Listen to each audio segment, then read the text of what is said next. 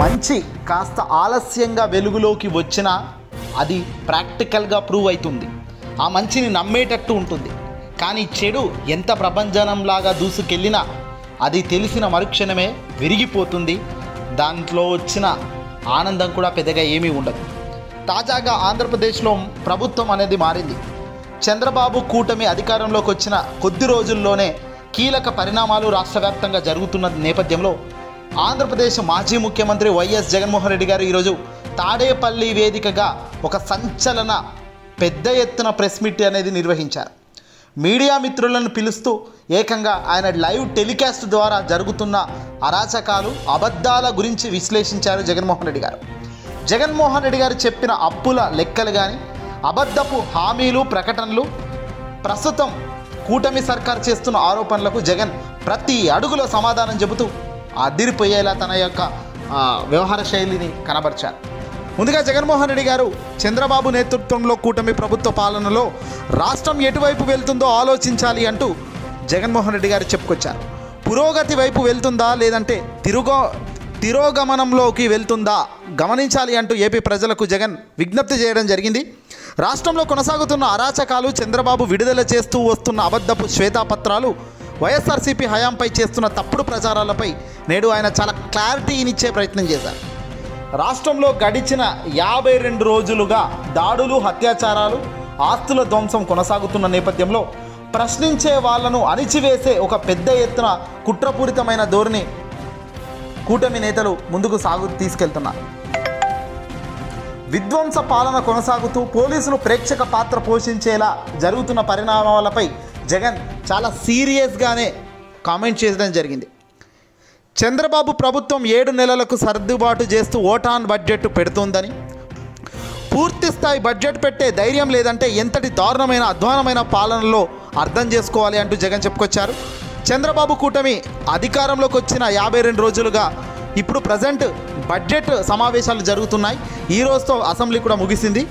Full budget పెడితే చంద్రబాబు నాయుడు మోసపూరిత హామీలు బయటపడతాయి, బట్టపైలు అవుతాయి. కాబట్టి వాటి కేటాయింపులు చూపాయించాల్సిన అవసరం ఉంటుంది. కాబట్టి పూర్తిగా రాబోయే 7 నెలలు ఓటాన్ బడ్జెట్ పెడుతూ ముందుకెళ్తున్నారు అంటూ కూడా చంద్రబాబు కుట్రపూరితమైన చంద్రబాబు నిర్ణయాలను ఎండగట్టే ప్రయత్నం చేశారు వైఎస్ జగన్మోహన్ రెడ్డి గారు. ఇక చంద్రబాబు అంటేనే ఒక వంచన, గ్లోబల్స్ ప్రచారం. ఆనాడు పిల్లనిచ్చిన మామ ఎన్టీఆర్ను వెన్నుపోటు పొడవడం దగ్గర నుంచి ప్రజల్ని మోసం చేయడం దాకా అన్నిటికీ ఇదే జరుగుతుందన్నారు జగన్. ఇప్పుడు అదే జరుగుతుందని, రాష్ట్రం చాలా క్లిష్ట పరిస్థితుల్లో ఉందని చంద్రబాబు గ్యాంగ్ ప్రచారం చేస్తుంది. రాష్ట్రం ఆర్థికంగా ధ్వంసమైపోయిందట, అందుకే పూర్తి స్థాయి బడ్జెట్ పెట్టడం లేదని చంద్రబాబు అంటున్నారని, నిజంగా అయిపోతుందా, అయ్యిందా గమనిస్తే మాత్రం ఆశ్చర్యపోతారు అంటూ కూడా జగన్ చాలా కీలక లెక్కలు ప్రజాక్షేత్రంలో విడుదల చేయడం జరిగింది. ఎన్నికల సమయంలో చంద్రబాబు కూటమి నేతలు కానీ, పవన్ కళ్యాణ్ కానీ వీళ్ళంతా ఆంధ్రప్రదేశ్ రాష్ట్రం 14 లక్షల కోట్ల అప్పులు ఉన్నాయని చెబుతూ సూపర్ 6 హామీలు కూడా ఇచ్చారు. ఇప్పుడు అధికారం వచ్చాక అది చూపించడానికి పడరాని పాటలు పడుతున్నారు. గవర్నర్ ప్రసంగం వరకు వచ్చేసరికి 10 లక్షల కోట్లు అన్నారు. మొదటేమో 14 లక్షల కోట్లు ఏపీ అప్పులు అన్నారు.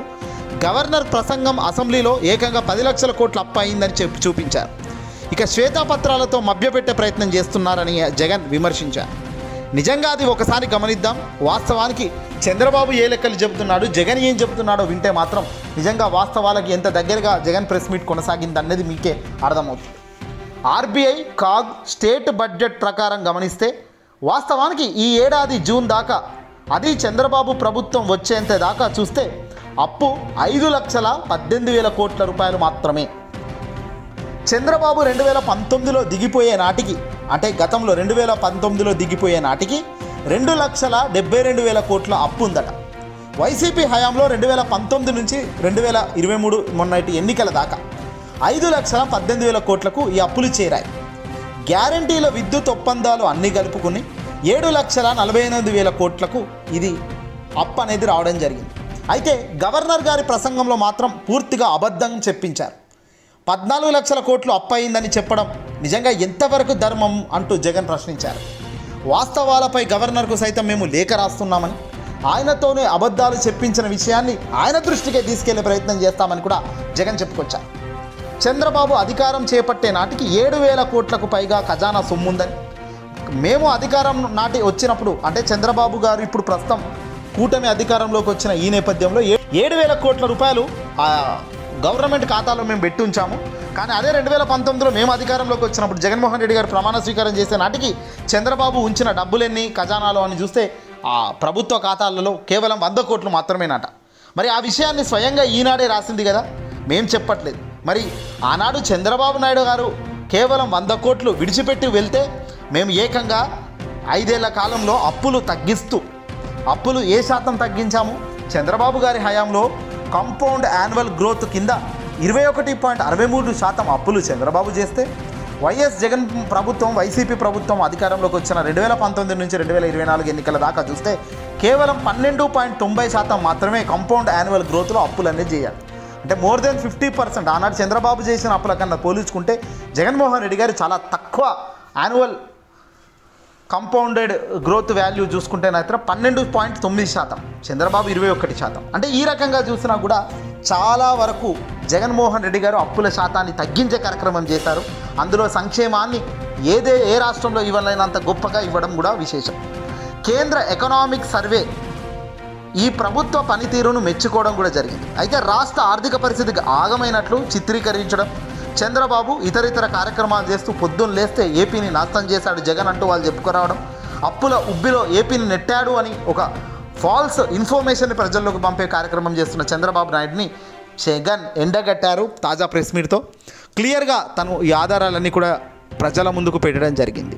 ఇవే కాదు, ప్రతి అడుగులో జగన్ను మోసం చేస్తూ ప్రతి అడుగులో జగన్పై పూర్తిగా తానే జగన్పై అన్ని దోసేస్తూ ముందుకెళ్తారు. పోలవరం కూడా జాతీయ ప్రాజెక్టుగా ఉన్న పోలవరంను రాష్ట్రానికి ఇవ్వాలని ఆనాడు కేంద్రంతో 2019 కన్నా ముందు 2014 నుంచి 2019 మధ్యలో అధికారంలో ఉన్న చంద్రబాబు దాన్ని అక్కడి నుంచి లాగేసుకున్నారు. కాపర్ డ్యామ్ కట్టకుండానే స్పిల్వే ప్రారంభించి ఆ డ్యాముకు కొట్టుకుపోయే పరిస్థితికి చంద్రబాబు తీసుకొచ్చారు. దానివల్ల ఆర్థికంగా భారీగా నష్టపోయాం. తర్వాత పూర్తిగా డ్యామ్ కూడా పనులు కూడా ఎక్కడికక్కడ ఆగిపోయే పరిస్థితి వచ్చింది. కానీ వేరాజ్ జగన్మోహన్ రెడ్డి గారు అధికారంలోకి వచ్చిన 2019 నుంచి 2024 దాకా చూసుకుంటే కాపర్ డ్యామ్ పూర్తిగా ఫినిష్ చేయడం, ఆ తర్వాత స్పిల్వేని పూర్తి చేయడం, వాటర్ రెసిస్టెన్స్ని కవర్ చేయడం లాంటి కార్యక్రమాలన్నీ కూడా పోలవరంలో చేశామని జగన్మోహన్ రెడ్డి గారు చెప్పుకొచ్చారు. ఇన్ని కార్యక్రమాలు ఎంతో శ్రద్ధ పెట్టి ఎంతో హుందాతనంతో ముందుకు ప్రతి ఒక్కటి తీసుకొస్తే ఈరోజు జగన్ వచ్చి అప్పులు చేశాడంటున్నారు. కేంద్రం ఇచ్చిన లెక్కలే జగన్ ఈరోజు బయటపెట్టే కార్యక్రమం చేశారు. CAGR అలాగే కాగ్ ఇచ్చిన డీటెయిల్స్ అన్నీ కూడా బయట పెట్టేసరికి నోరులు తెరిచే పద్ధతిలోనే ఇప్పుడు అందరూ కూడా చూస్తున్నారు. ఎందుకంటే కేవలం ఆంధ్రప్రదేశ్ రాష్ట్ర వ్యాప్తంగా అప్పులు చూసుకుంటే మాత్రం చాలా తక్కువ పర్సంటేజ్లోనే అప్పులు చేశామని, చంద్రబాబు గారి హయాంలో మాదిరిగా అడ్డంగా అప్పులు చేయలేదని, FRBM లోబడే అప్పులు చేస్తూ సంక్షేమానికి అటు డబ్బులు పెంచుతూ ఇక్కడ అప్పుల పర్సెంట్ తగ్గిస్తూ ముందుకెళ్లిన రాష్ట్రంగా గొప్ప స్థాయిలోనే ఏపీని నిలబెట్టాను అని కూడా జగన్మోహన్ రెడ్డి గారు చెప్తున్నారు. చంద్రబాబు అధికారంలోకి రాకముందు 2014 ముందు 1,18,000 కోట్ల అప్పు ఉండేదట. చంద్రబాబు అధికారం తీసుకున్న తర్వాత 2,71,000 కోట్లకు అది ఎగబాకింది.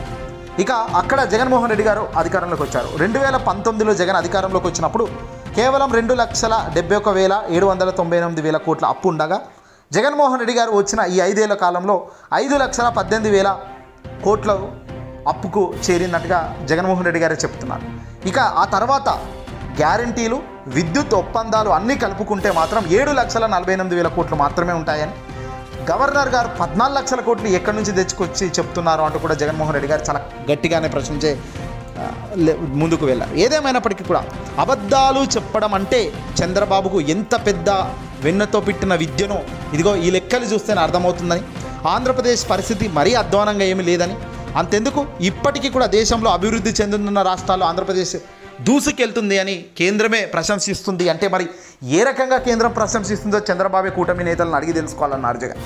అంటే అబద్ధాన్ని పదే పదే వాళ్ళకు ఉన్న మీడియా సంస్థల ద్వారా పదే ప్రజల్లోకి పంపించడం, ఒక విషపూరితమైన సమాచారాన్ని పదే పంపించి అదే నిజం అనుకుంటే అలా పూర్తిగా ఇచ్చిన హామీలు అమలు చేసే పరిస్థితి లేదు. కాబట్టి జగన్ పూర్తిగా దోషిగా జగన్నే నిలబెట్టాలి, జగన్ను దొంగ మాదిరిగా చిత్రీకరించాలి అన్న చందంగా కూటమి నేతలు చేస్తున్న ఆరోపణలకు జగన్మోహన్ రెడ్డి గారు పూర్తిగా లెక్కలతో కడిగి పారేశానని చెప్పవచ్చు.